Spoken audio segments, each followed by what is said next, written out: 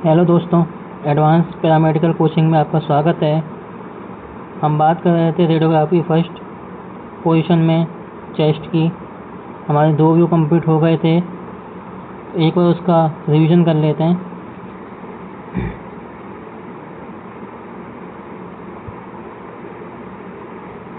सर्वप्रथम दोस्तों अपन ने एनाटॉमी पढ़ी थी। एनाटॉमी के अंदर अपने पढ़ा कि अपने जो रिब्स होते हैं उसमें 12 पेयर्स होती हैं। 12 पेयर्स का मतलब एक पेयर में 2 होती हैं, इसका मतलब टोटल 24 होती हैं। ठीक है। रिब्स है वो पीछे की ओर थोरेसिक वर्टिब्रा से और आगे की ओर स्टर्नम से आर्टिकुलेट होती है। ठीक है, आगे चलते हैं। जो अपने लंग्स होते हैं वो लोकेट होते हैं आइदर साइड, दोनों तरफ थोरेसिक के दोनों तरफ अपने लंग्स लोकेट होते हैं। आगे अपन ने डायग्राम समझा था। ये अपनी स्कैपुला थी, ये अपनी स्कैपुला है दोस्तों।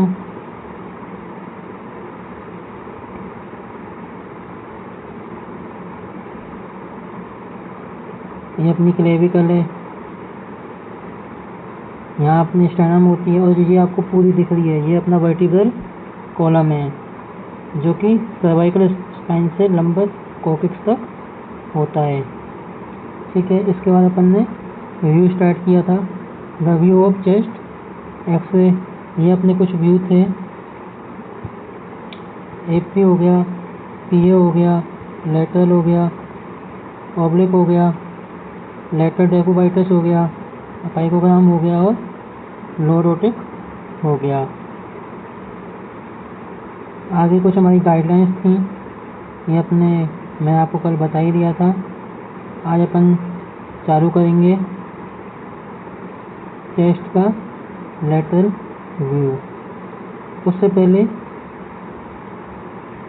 अपन कुछ चीज़ें डिस्कस कर लेते हैं। अपन ने कल बात की थी दोस्तों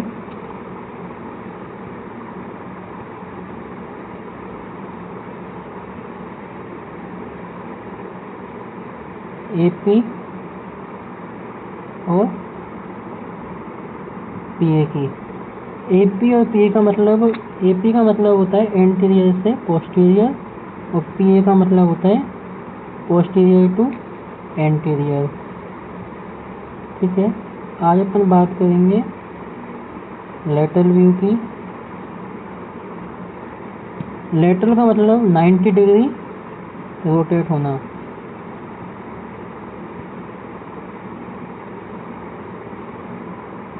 डिग्री रोटेट होना, इसका मतलब होता है लेटरल का मतलब होता है। ठीक है, इसके बाद अपना आता है ऑब्लिक। ऑब्लिक में क्या होता है दोस्तों, 45 डिग्री रोटेट होना। ठीक है, अपन आगे चलते हैं, व्यू की बात कर लेते हैं। Chest lateral view. Lateral view body part अपना वही आएगा, चेस्ट। ठीक है, बेसिक प्रोजेक्शन अपन कौन सा व्यू कर रहे हैं, लेटरल व्यू। इंडिकेशन की बात करते हैं, to localization of midsternal region that is anteriorly और पोस्टीरियरली। अपन इसमें लोकलाइज किसको करेंगे, मिड स्टर्नल को, जो कैसी होगी, एंटीरियर और पोस्टीरियर दोनों तरफ होगी। ठीक है, कैसेट साइज अपना 14-17 और 12-15 होता है। आगे बात करते हैं पोजीशन ऑफ पेशेंट की। Patient is erect in PA position. Patient है वो इरेक्ट होगा, स्टैंड होगा, किसमें, पीए सबसे पहले पीए पोजीशन में वो खड़ा हो जाएगा। पीए पोजीशन अपनी कल कौन सी थी, अपना जो बैक पार्ट है वो एक्सेट्यूब की तरफ होता है और अपना जो फ्रंट पार्ट है, माउथ है, वो अपना कैसेट की तरफ होता है। और जो अपनी एक्सरे फिल्म होती है वो कैसेट के अंदर प्लेस्ड होती है। ठीक है, और दोस्तों कैसेट के अंदर अपनी इंटेंसिफाई स्क्रीन भी लगी होती है। इंटेंसिफाई स्क्रीन पहले के अनुसार लगी होती है, जो आजकल सिस्टम आ चुका है सीआर का। सीआर के अंदर आईपी होती है, इमेजिंग प्लेट। पहले इंटेंसिफाई स्क्रीन होती थी, फ्रंट बैक दोनों, और आजकल आईपी होती है, इमेजिंग प्लेट। उसके बाद अपन डीआर भी आ गया है। तो डीआर के अंदर दोस्तों एसएसडी होते हैं, सॉलिड स्टेट डिटेक्टर होते हैं, तो उसमें आईपी भी नहीं होती है। ठीक है। डीआर के अंदर दोस्तों आप इसको कैसेट लेस रेडियोग्राफी भी बोल सकते हो, क्योंकि इसमें अपन को बार बार कैसेट लाना ले जाना नहीं होता है, वायर के द्वारा कनेक्ट होती है। आपने सपोज व्यू लिया है, कोई भी व्यू लिया, मान के चलिए आपने पीए व्यू लिया है, तो आपका व्यू कुछ सेकंड में ही मॉनिटर पे शो हो जाएगा। इट मीन्स यह अपनी कैसेट लेस रेडियोग्राफी भी कहते हैं डीआर को।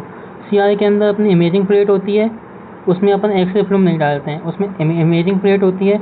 आपने एक्सरे लिया, उसको फिर अपन रीडर में डालते हैं, रीडर का काम उसको रीड करना है, फिर वो इमेज अपनी मॉनिटर पे आ जाएगी। मॉनिटर पे आ जाएगी तो अपन उसको बाद में फिर प्रिंट दे देंगे, जिससे कि वो पेशेंट के पास पहुंच जाएगी। ये अपने सीआर में एक नॉर्मली चीज़ बताई है मैंने आपको, जो बेसिकली सबको पता होना चाहिए कि डीआर में क्या होता है, सीआर में क्या होता है। तो डीआर में तो अपनी सॉलिड स्टेट डिटेक्टर होते हैं, और सीआर के अंदर इमेजिंग प्लेट लगी होती है। ठीक है। बाकी जो अपना मैनुअल वाला है, जिसमें इंटेंसिफाई स्क्रीन होती है, वो तो बेसिकली आजकल कहीं पे मिले, क्योंकि बहुत कम चांसेज हैं, क्योंकि किसी गांव में तो मिल सकता है, सिटी में तो आजकल सीआर और डीआर ही चलते हैं। ठीक है। अपन बात करते हैं पोजीशन ऑफ पेशेंट की। Patient is erect in PA position. Patient को अपन पीए पोजीशन में खड़ा करेंगे। पेशेंट रोटेट, पेशेंट को रोटेट करेंगे 90 डिग्री इनटू लेटरल पोजीशन। अपन पेशेंट को लेटरल पोजीशन में रोटेट करेंगे। The affected side contact to the film. जो पेशेंट की अफेक्टेड साइड होती है वो फिल्म के टच में रहनी चाहिए। इट मीन्स अगर पेशेंट का लेफ्ट साइड अफेक्टेड है तो फिल्म के टच में, इट मीन्स कैसेट के टच में उसका लेफ्ट पार्ट ही आएगा। इस चीज़ का अपन को ध्यान रखना है। आगे चलते हैं। Both the arms are folded and placed above the head. जो अपनी जो अपनी दोनों आर्म्स हैं, भुजाएं, उनको अपन फोल्ड करेंगे और प्लेस्ड करेंगे कहाँ पे, हेड पे। अपन उसको हेड पे प्लेस करेंगे, जिससे कि अपना जो एक्जिला पार्ट होता है वो कैसेट पे प्लेस हो जाए। ठीक है। आगे बात करते हैं पोजीशन ऑफ कैसेट की। अपनी कैसेट की पोजीशन क्या होनी चाहिए। The cassette is adjust to including line of lower lobes and CP angle. The cassette it's adjust. Cassette को अपन ऐसे एडजस्ट करेंगे कि जो अपनी इंक्लूडिंग लाइन होती है लोअर लोब्स की और सीपी एंगल की, लोअर लोब्स की इंक्लूडिंग लाइन का मतलब डायफ्राम होता है, तो वो अपने एडजस्ट इस प्रकार हो जाए। Patient should be hold breath inspiration during exposure. Exposure के टाइम पे पेशेंट को अपनी सांस इंस्पायरेशन में होल्ड करनी होती है, एक्सपोजर टाइम पे होल्ड ब्रेथ उसको रहना होता है। आगे अपन बात करते हैं सेंटरिंग ऑफ एक्सरे। अपन एक्सरे की सेंटरिंग कहाँ करेंगे। Centering of x ray mid line of axilla. अपने को पता है कि अपन जो पोजीशन लगाए हुए हैं वो लेटरल पोजीशन है। इट मीन्स अपना जो एक्जिला पार्ट है उसके जस्ट बीच में, और लेवल क्या रहेगा, फिफ्थ डोर्सल वर्टिब्रा के लेवल पे, क्योंकि लेटरल पोजीशन में तो जहाँ पे अपनी फिफ्थ डोर्सल वर्टिब्रा आ रही है यहाँ पे आ रही है, और ये अपना पेशेंट 90 डिग्री में, तो अपन यहीं पे उसकी सेंटरिंग कर देते हैं। ठीक है। अब बात करते हैं रेडियोलॉजिकल अपीयरेंस आरए की। इसमें अपन को क्या क्या चीज़ दिखती है। The shadow of the lungs is superimpose on each other. जो लंग्स की शैडो है वो एक दूसरे को सुपरइम्पोज करेगी। The line of diagram on the side nearest the film is well seen. जो अपना डायग्राम की लाइन होती है वो फिल्म के पास में सीन होती है। Shadow of ribs is seen superimposed on lungs. जो अपनी रिब्स की शैडो है वो लंग्स पर सुपरइम्पोज करेगी। ठीक है। आगे चलते हैं। The dorsal spine is seen posteriorly and sternum is seen anteriorly.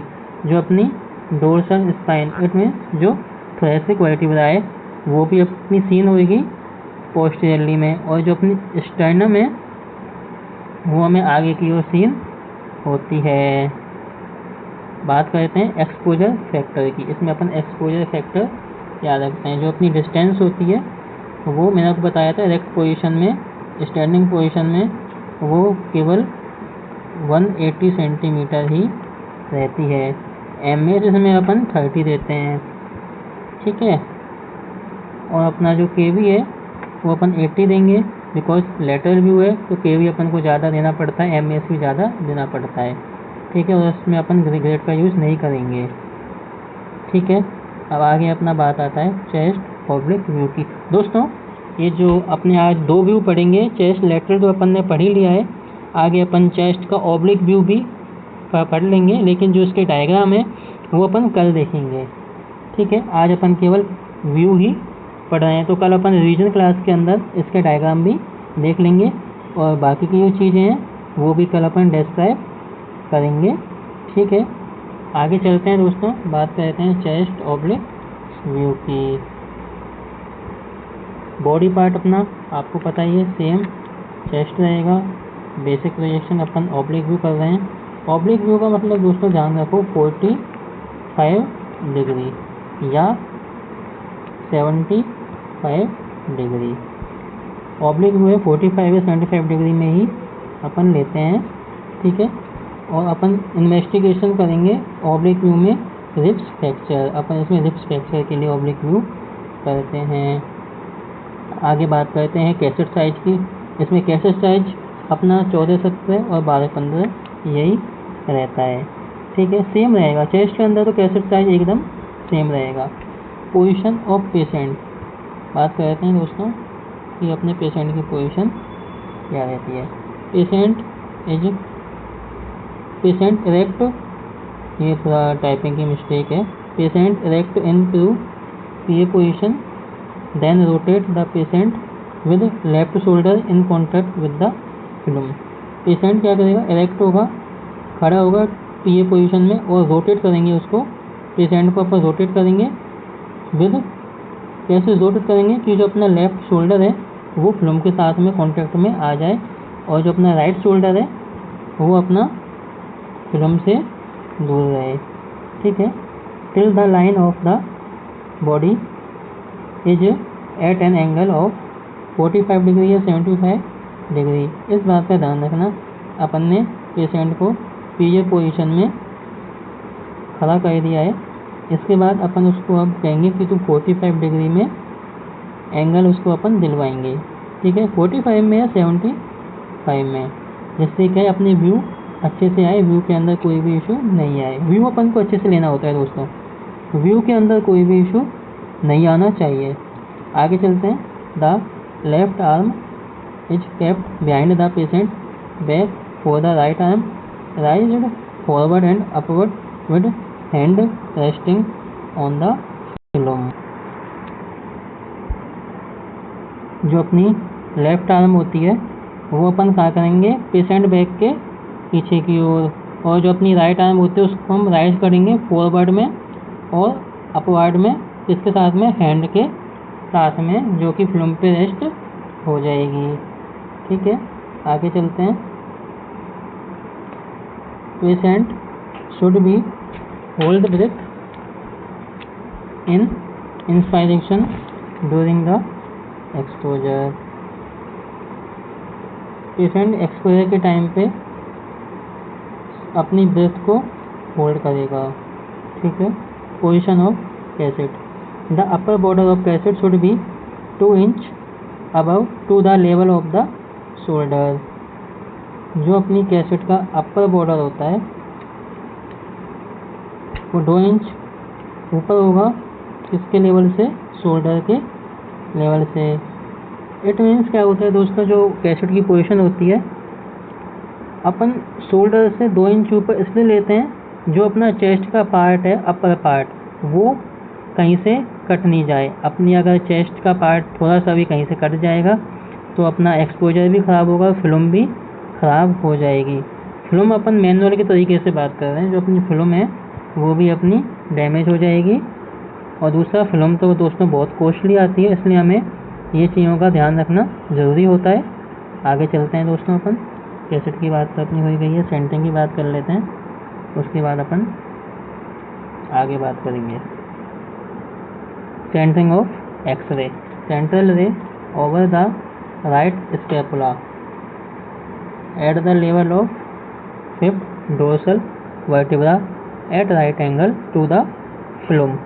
इसमें अपन सेंटरिंग करेंगे राइट स्कैपुला पे, और जो लेवल होना चाहिए वो फिफ्थ डोर्सल वर्टिब्रा का होना चाहिए, मतलब फिफ्थ डोर्सल वर्टिब्रा के लेवल पे स्कैपुलर साइड में अपन इसकी सेंटरिंग करते हैं। ठीक है, समझ में आ गया दोस्तों। कोई भी अगर डाउट्स आता है तो आप कमेंट में पूछ सकते हो। अब बात करते हैं रेडियोलॉजिकल अपीयरेंस आरए की। The shadow of heart and aorta are seen. इसमें अपन को हार्ट और अरोटा की शैडो सीन होती है between the sternum and vertebra, vertebra और स्टर्नम के बीच में। The shadow of ribs are superimposed on the heart and aorta. जो अपनी रिब्स की शैडो होती है वो इसमें सुपरइम्पोज करेगी, इसे हार्ट और अरोटा पर सुपरइम्पोज करती है अपने रिब्स की शैडो। ठीक है, आगे चलते हैं, एक्सपोजर फैक्टर की बात कर लेते हैं। जो अपना डिस्टेंस रहेगा वो हर व्यू के अंदर इरेक्ट पोजीशन में 180 सेंटीमीटर ही रहेगा। ठीक है, बात करते हैं एमएस की, वो अपन 22 रखते हैं, और केवी है यहाँ पे जो वो अपन 60 रखते हैं। ग्रेड का यूज अपन यहाँ पे नहीं करते। ठीक है दोस्तों, ये आपकी जो क्लास है डीआरटी और बीआरटी दोनों के लिए एग्ज़ाम के अकॉर्डिंग ये बहुत ही हेल्पफुल होती है। अगर किसी को कोई भी डाउट होता है तो आप मुझसे कमेंट में पूछ सकते हो। आपको क्लासेस जो हैं डेली मिलती रहेंगी, जो भी अपडेट हैं मिलते रहेंगे। अभी दोस्तों नया नया स्टार्ट किया है तो धीरे धीरे इसमें काफ़ी मोनेटाइज हो जाएगा। और दूसरा अपना टेलीग्राम ग्रुप भी जल्दी से बनाएंगे, जिससे कि आपको इसकी पीडीएफ है वो भी टेलीग्राम पे प्रोवाइड हो जाए। ठीक है दोस्तों, और आगे अपन इसके अलावा अभी जो बचा है ऑब्लिक व्यू तो हो गया है, अब अपना इसके बाद है, एक बार देख लेते हैं ऊपर।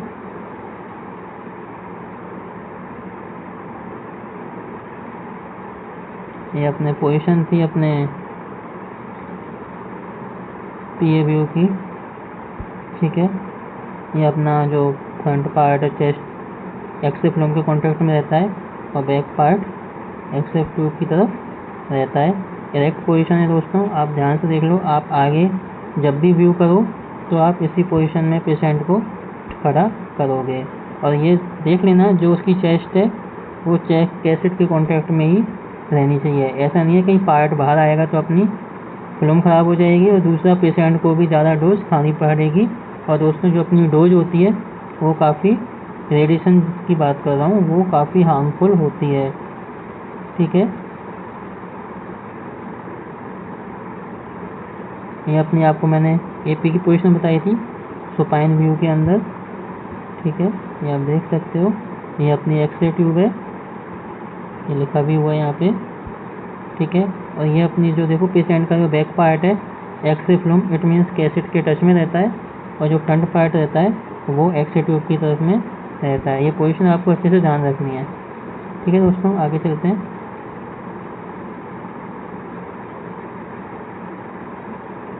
अब अपने ये कुछ व्यू बचे हुए हैं। एक तो अपना लेटर डेकोबाइटस है, एक अपाइकोग्राम है, और एक लॉर्डोटेक है। लेटर डेकोबाइटस दोस्तों ये अपन कल कर लेंगे, अपाइकोग्राम अपन कल कर लेंगे, बचेगा अपना लॉर्डोटेक व्यू, वो अपन परसों कंप्लीट कर लेंगे। अपाइकोग्राम व्यू ये ध्यान रखना है, ये अपाइकोग्राम का मतलब ये एपी पोजीशन में है, और लॉर्डोटेक है ये अपना पीए पोजीशन में। ये चीज़ अपन को अच्छे से ध्यान रखनी है, याद रख लेना। ये अपाइकोग्राम है, इसका मतलब एपी है, और जो बाकी बचा हुआ तो अपना पीए हो ही गया है। ठीक है दोस्तों, आज की क्लास तो अपन अब आज यहीं ख़त्म करेंगे। बाकी एडवांस पैरामेडिकल के चैनल को आप शेयर करो, सब्सक्राइब करवाओ। जितनी जल्दी आगे बढ़ेगा उतने अपन अच्छे अच्छे वीडियो प्रोवाइड करेंगे। अभी अपन ने रेडियोग्राफी फर्स्ट ही चालू करी है, आगे dark room, radiation fakes, anatomy, ये कंप्लीट करेंगे और आगे अपन सेकेंड ईयर का, अभी तो अपन रेडियोग्राफी कर रहे हैं, ठीक है। इसके बाद अपनी डार्क रूम आ जाएगी, ठीक है। इसके बाद अपनी फिजिक्स है फर्स्ट ईयर की, वो आ जाएगी। इसके बाद अपनी एनाटॉमी है, ठीक है, वो आ जाएगी, ठीक है दोस्तों। Thank you.